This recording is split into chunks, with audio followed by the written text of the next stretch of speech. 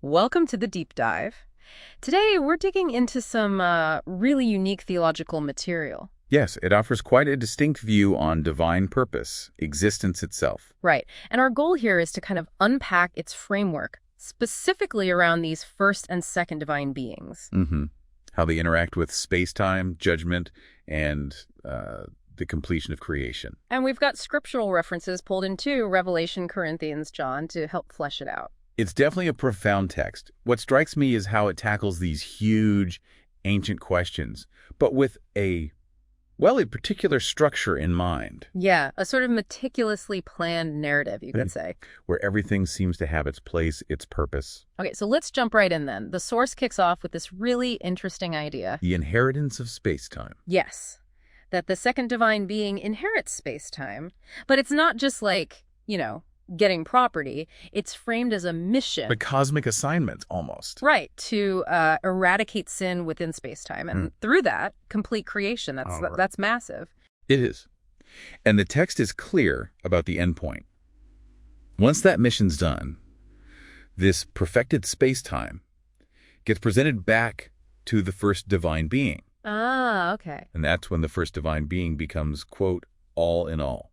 We see that phrase in 1 Corinthians. Right, 1 Corinthians 15. So it implies this temporary sequence, a purpose-driven phase. Precisely. That temporary distinction is key to understanding the whole framework here. Okay, now here's a part that I think could be, quite provocative. Within space-time, just during this phase, the second divine being is described as a created being. Yeah. And because of that, subordinate to the first divine being. Now, that might sound different from other views people hold. It certainly requires careful reading. But the text offers a specific context for that. It stresses this status is only for the duration of space-time. Just temporary. Just temporary. Outside space-time, in what it calls always eternal, this realm of, pure infinity, they're always equal, always submitting to each other. So space-time itself is the construct. Exactly. It's a creation. And the created being idea only applies within that creation. Think of it maybe like a specific vital role taken on for a limited critical project. Okay, that helps frame it. So let's talk judgment then. If the second being has this specific role in space-time, then judgment fits into that role. Right.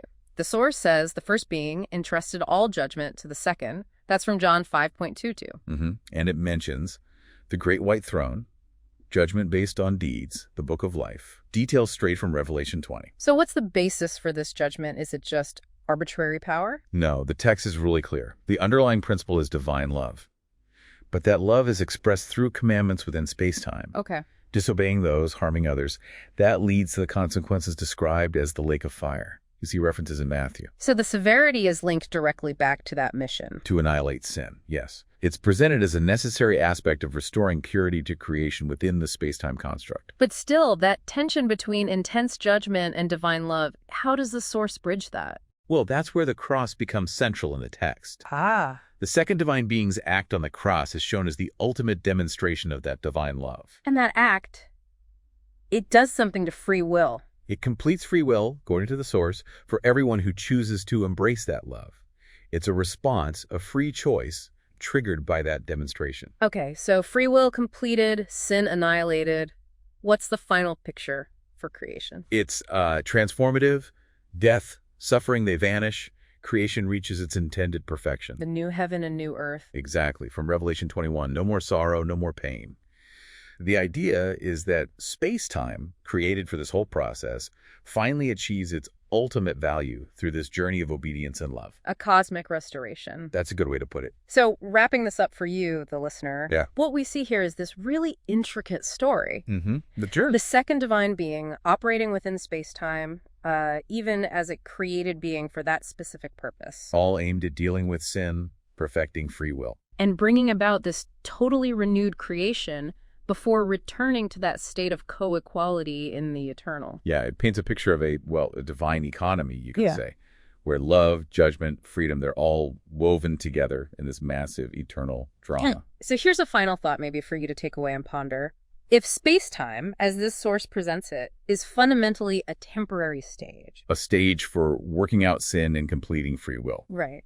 What does that really suggest about how we should view our own time, our choices, and our individual parts within this vast unfolding divine story?